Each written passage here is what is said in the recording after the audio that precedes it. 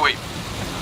Moi, en tant que candidat confiant d'un parti établi, je peux vous dire que la réforme du mode de scrutin est un projet qu'il me tient à cœur de voir se réaliser le plus tard possible. C'est une très bonne idée, mais pour après. En fait, c'est une idée à laquelle je reviendrai sûrement quand nous serons de retour dans l'opposition et que nous voudrons avoir l'air de nous préoccuper de la santé de la démocratie. Mais d'ici là, c'est le mode de scrutin qui m'a emmené au pouvoir et ça suffit à me prouver que c'est le meilleur.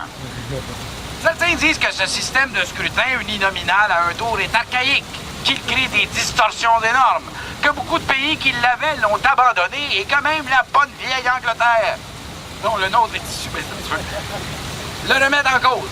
Mais pourquoi diable, ici au Québec, serions-nous obligés de faire comme les autres? N'ayons pas peur d'affirmer notre différence.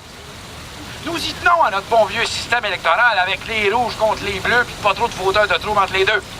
On veut pouvoir gagner le pouvoir avec 30% d'appui. On aime ça clair comme un match de hockey ici.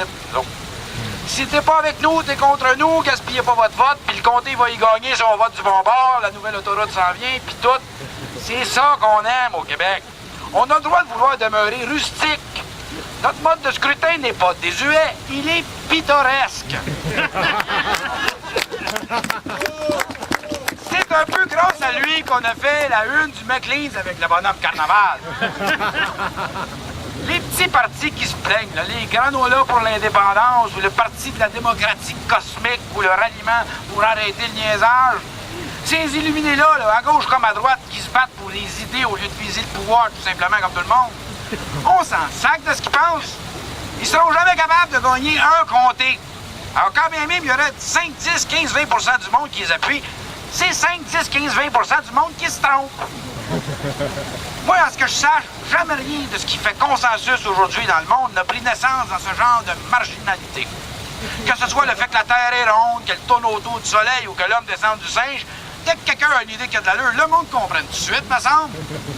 Si ces partis patauges avec leur poignée de partisans, c'est simplement la preuve que leurs idées sont pas bonnes. Ils continueront d'avoir tort tant et aussi longtemps qu'ils resteront disséminés à travers le territoire, et il n'est pas question qu'on leur donne une occasion de nous faire comprendre que ce sont eux qui ont raison. Imaginez, avec la proportionnelle, on pourrait être obligé de collaborer entre partis aux orientations idéologiques différentes. On serait forcé d'expliquer nos projets honnêtement et de créer des consensus non partisans, de travailler avec des rivaux. C'est une hérésie. Le rôle de l'opposition, c'est de s'opposer sans pouvoir rien faire, et celui du gouvernement, c'est de se foutre de l'opposition. Les gens aiment ça de même. Le mépris mutuel permanent, les invectives en chambre, les mêmes vieilles idées qui reviennent, ça donne un bon show.